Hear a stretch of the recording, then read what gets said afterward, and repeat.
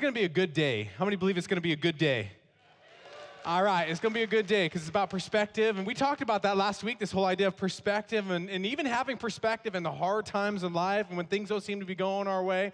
But I've had a pretty good week. How many good weeks out there? Good weeks? That was a little lackluster for the good weeks. I was just saying, All right, how many are today, this it's not been that great a week? How many not great a week? Not great week? Yeah, because you're not going to cheer about that, right? And how many, it was a week. It was a week. It's fine. It just worked.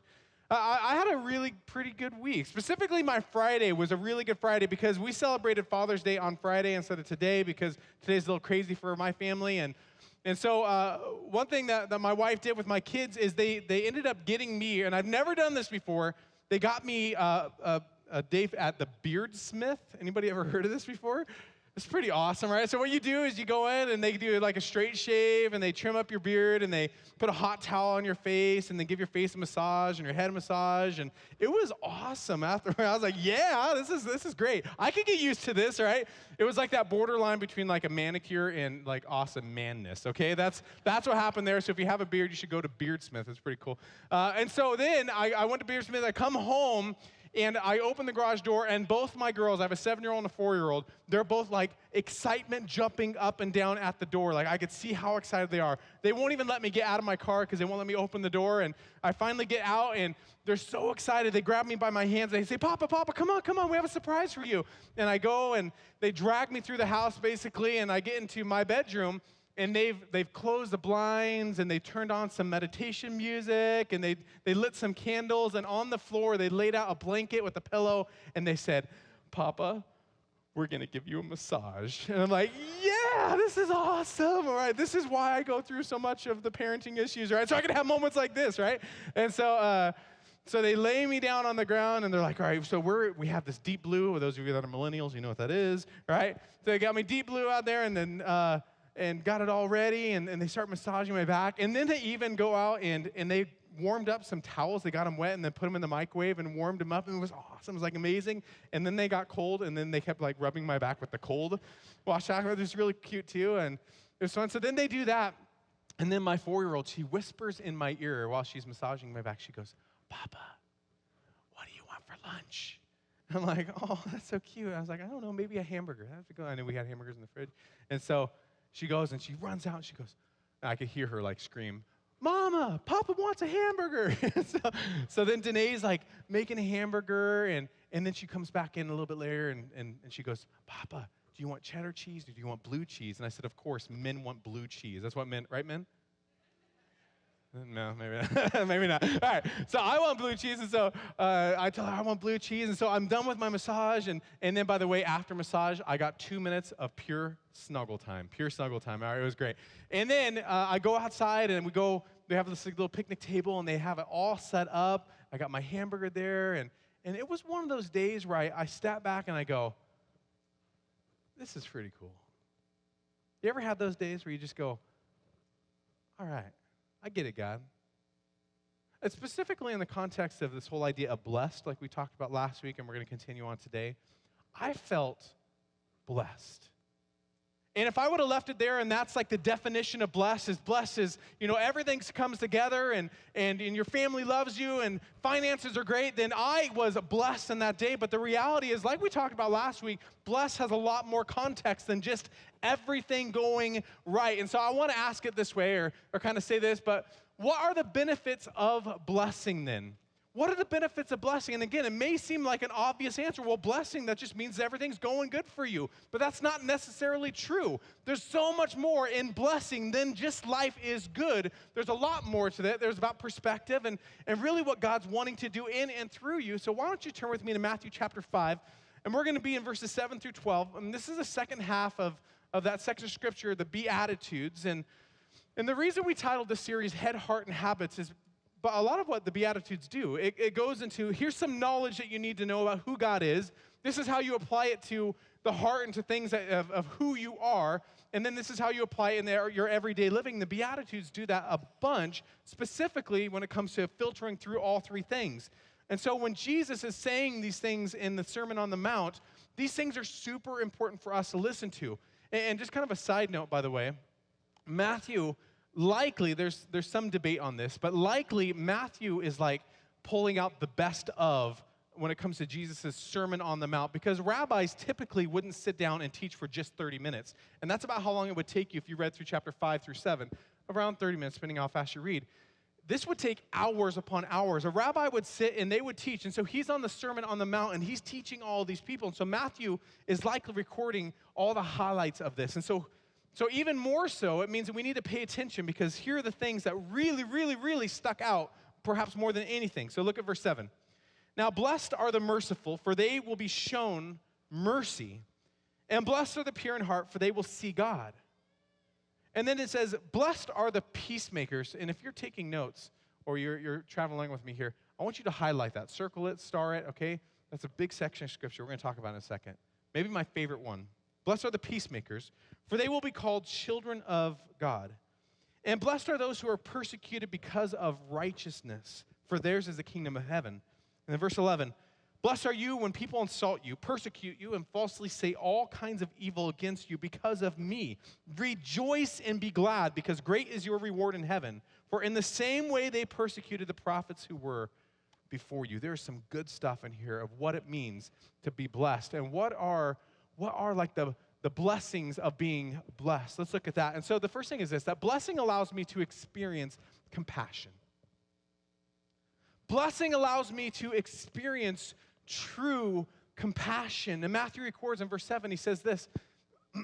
He says, blessed are the merciful, for they will be shown mercy, which means that's extending mercy, and that's also receiving mercy. That's giving out mercy, and that's also bringing it in. And when it comes to this whole idea of giving people grace and mercy. This last week, I went and we needed to buy a new car.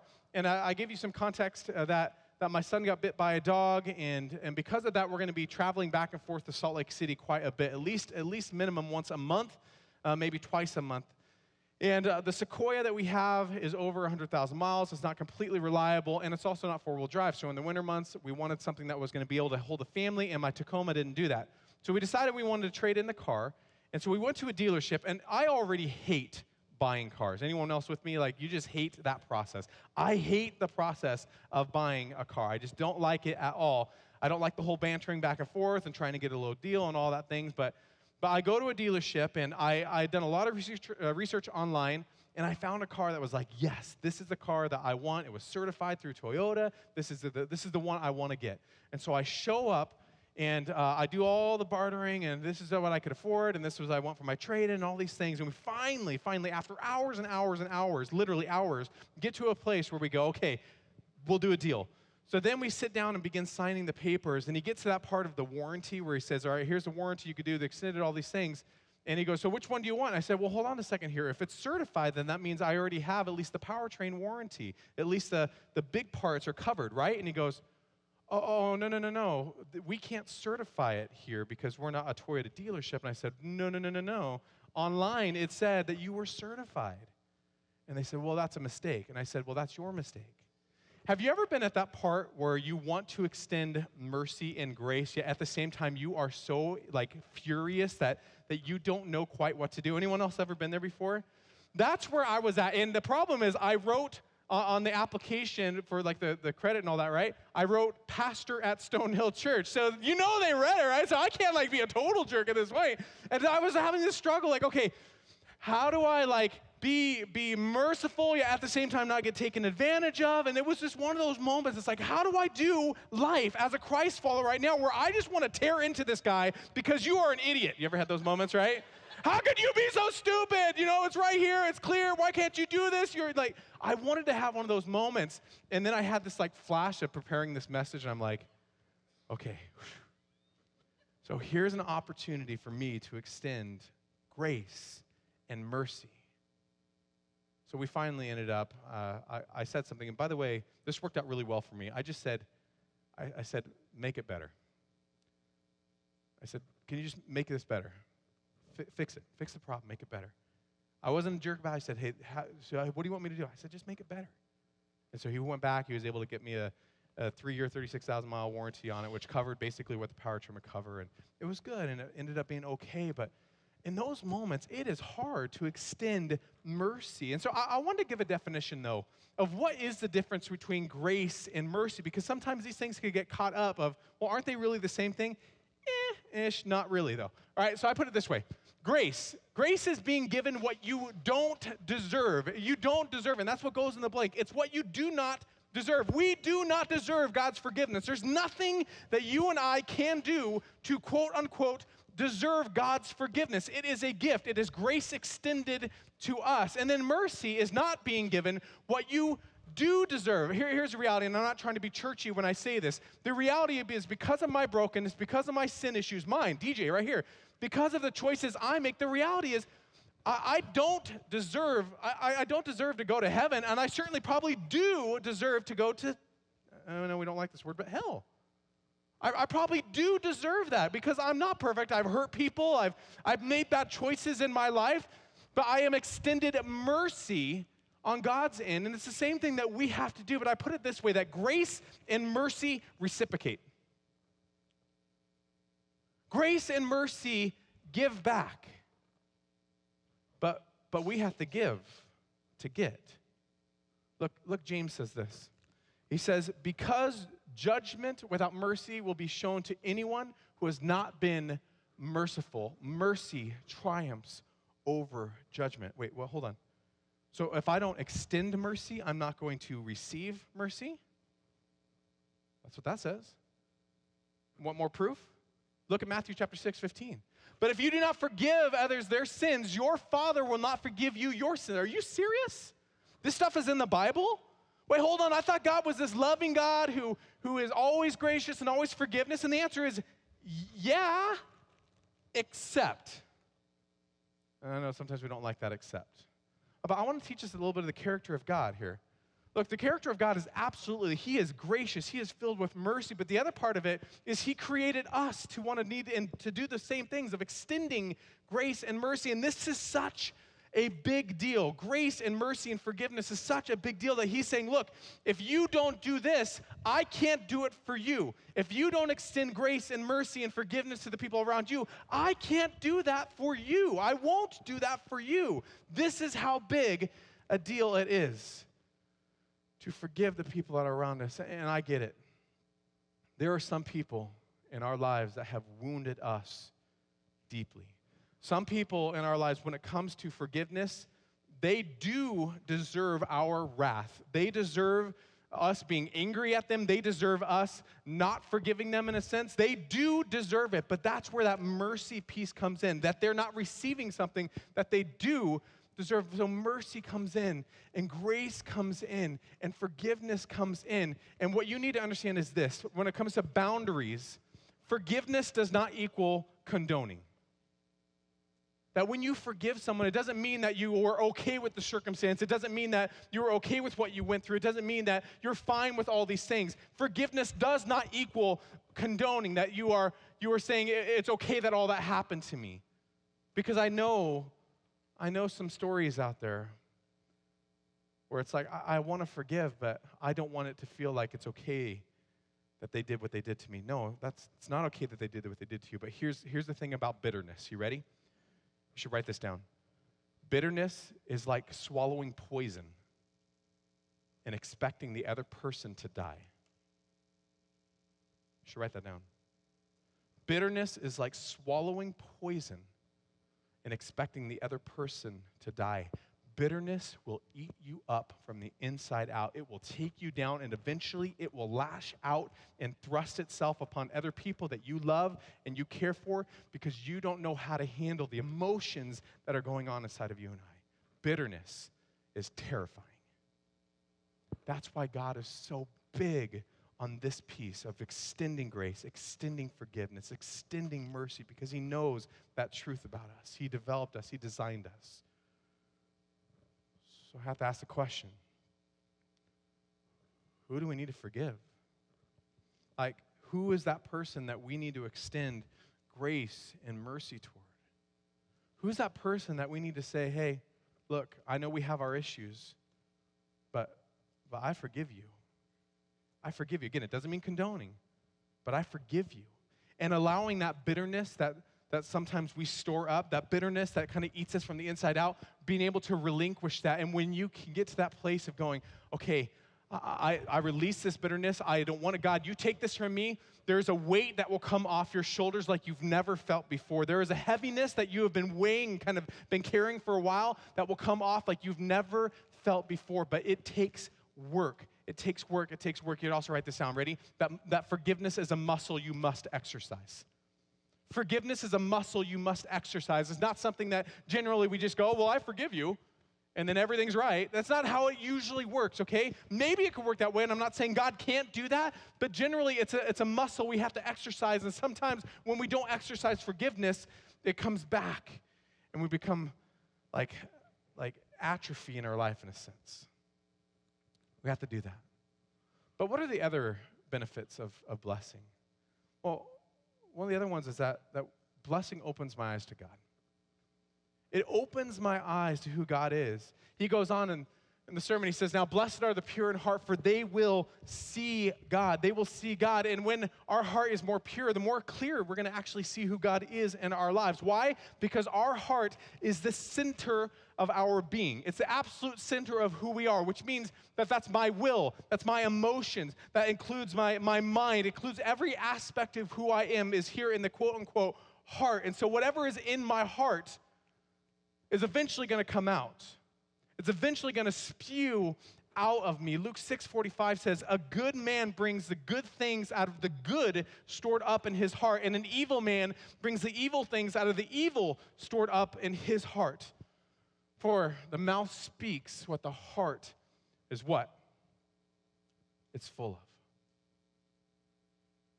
of. That your mouth and my mouth, it speaks what's actually happening in here. So whatever it is that I'm ingesting, whatever it is that I'm looking at or seeing, the people and influences that are in my life, all the things I'm filling this heart with is eventually going to come out in my words and eventually going to come out in my actions. How I treat the people around me. How I love or don't love the people around me. I remember when I was 17 years old, right around this age, I heard a message that was similar to this. And I remember, and this is DJ's story, okay? This is my story. I'm not saying that you need to go out and do this, okay? But this is my story. And I watched this thing, or listened to the message, that is, and I came to a place where I decided, you know what? I need to purge when it comes to my life. There's some friends I need to get rid of because they're being horrible influences on me. There's some things when it comes to my like watching movies I shouldn't be watching, the music I was listening to. There were things I needed to make a drastic change, and I needed to make it right now. And so what I decided is, I took all of my CDs. You guys remember what CDs are, right? Those little round things you stick in, right? So I took all my CDs, and I had this one case. I remember the case it was so cool. It was a case where you could put like 100 different CDs in it, and then you could go to the number, and then you lift up the lid, and then it pulls out just that CD. Do you guys remember this case? Anyone have it like me? All right. Wow, no one. All right. Sweet. But you could do this. I remember taking that CD case and going to the trash, and I dumped out the entire thing because it was just full of things that I just didn't want to listen to anymore. I knew that God was doing something in my heart, so I took that whole CD case, and I dumped it all out into the trash. And then I decided I'm not going to go and watch movies that I don't want to feel like, for me, it was rated R movies, so I didn't want to do that anymore. And then the hardest part for me and teenagers, if you're listening, I had to make a choice between my friends. There were friends that were absolutely, again, they were tearing me down. They were taking me out, leading me places I knew I shouldn't go. And it was hard because I know that if I left them, I wasn't going to have a ton of friends. And so I came to that place where I said, you know what? I'm just not going to hang out with them as much anymore. And I decided that I'm just going to start making some new friends. And sure enough, I did. And it took a while. The reality is it did. It took me like 6 months to be able to make friends again the way I had friends there. But it was so worth it. But adults, we're just like teenagers. You know that, right? You know that there are influences that are in our life right now that we're allowing to speak and fill our hearts. And we have to be careful because out of the overflow of our heart, the mouth, and our actions will take place. And so we have to understand that there are influences everywhere. So what's in our heart? What are we feeling right now? What are the influences? What are the things we're listening to? Things we're looking at? What are our influences around us that that when it comes to this whole idea of being pure in heart, that we can say that we are pure, that we are searching and seeking after who God is in our lives. And again, that was my story. So I'm not saying go dump your CDs out and all that stuff. I knew it was time for a change for me. And those were the things that were going to require a change. Those are the things that were going to push me towards change. And it did change me. It changed my whole life. I remember even a season where in that time where I put a rubber band around my wrist because my language was so bad that I wanted to change my language. So every time I'd say the F word or something like that, I would go and I'd pop myself. I wouldn't be like sadistic. I wouldn't like snap. I wouldn't do that, but just enough to kind of make me aware that I did it. And then the other cool thing is I told the friends that I was around, the ones I kind of decided that weren't like horrible influences, I told them, hey, can you help me be accountable to that? And they did it. And it was cool is they kind of began to grow in their relationship too. And I began to influence them too. What are we filling with our hearts? Like, what's filling up this place right here? Super important that we do this work. And then know too that blessing invites us into a family. That blessing actually invites us into something that's bigger than ourselves. In Matthew 5:9 it says, now blessed are the peacemakers, for they will be called children of God. How many of us want to be called children of God?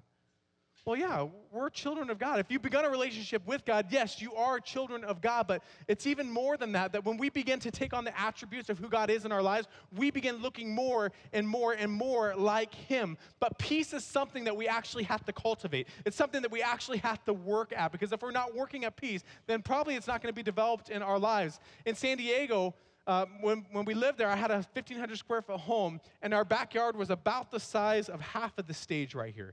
And so I didn't really have much of a yard, and it was all pavers and a little bit of Trex deck, and that's what we had. So I didn't have to cultivate anything. I had palm trees. That was about it. All right, but when we moved to Idaho, all of a sudden now we have about a half an acre, and just keeping the grass mowed for me is like, dang, this is a lot of work. How many guys know exactly what I'm talking about? I'm like, wow. So even yesterday in the afternoon when it started cooling off a little bit, we decided to go out and start pruning things and really working on everything. And I have like literally cuts here and here. You can see all around of just cultivating a beautiful landscape. Cultivating and cutting back the shrubs and bushes and taking out the weeds and working hard. Why would that be any different when it comes to peace in our life? That for some of us, when it comes to our relationships with our spouses right now, it feels like we are warring. It feels like we are battling. It feels like nothing is coming together. And we're wondering, why isn't this coming together? Why does it feel so difficult? Why does it feel so hard? And I have to ask the question of, when's the last time you really cultivated peace in that relationship? When's the last time that we've really invested into our relationship together? When's the last time you went on a real date? And I'm talking about more than Sonic. More than just a quick whatever. More than just a movie, by the way. Now, movie's cool, and that's all good and stuff, but you don't really talk in a movie. You sit and watch a movie screen. When's the last time you've invested in one another, said, hey, how are you doing? How is life? What's going on? How can I be better for you? You want to ask a really difficult question in a marriage. You ready? Across the dinner table, you say, hey, how can I be better for you? Like, I won't get mad. I won't get angry. In pure honesty, I want to serve you. How can I be better for you? And then the hard part is don't get defensive when they say something. But watch how it cultivates peace. Watch what happens when you do that with your kids. When's the last time that we took our kids out on a date? That we invested in them?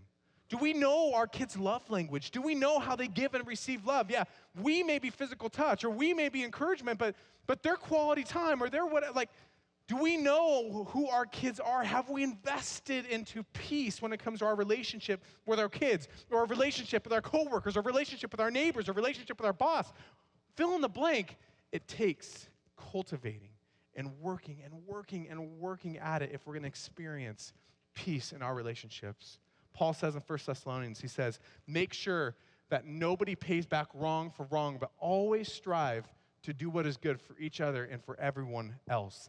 That's what peace looks like. That's what peace looks like. In the definition of love in 1 Corinthians, it says that love holds no record of wrongs. That's what peace looks like. Not saying, well, when we fought last time, you called me this name, or when we did this, you called me that, or it holds no record of wrongs. It doesn't seek out evil for evil, but does good for good.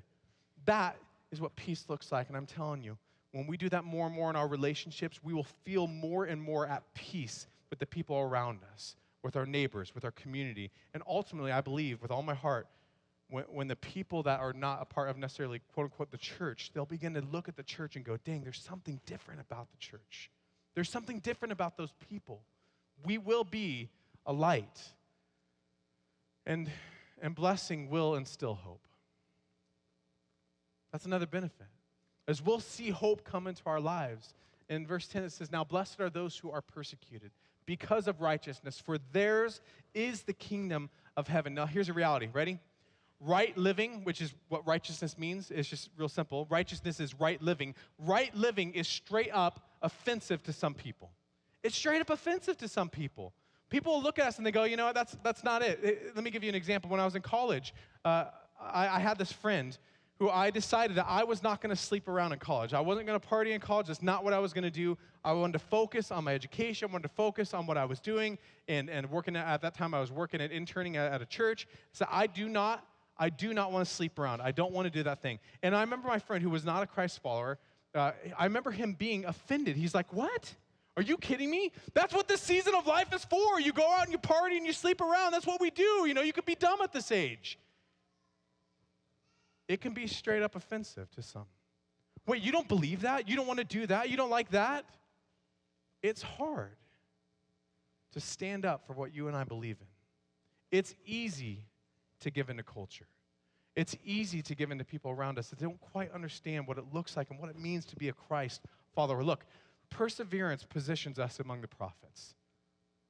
It positions us among people that have gone through the same thing we've gone through.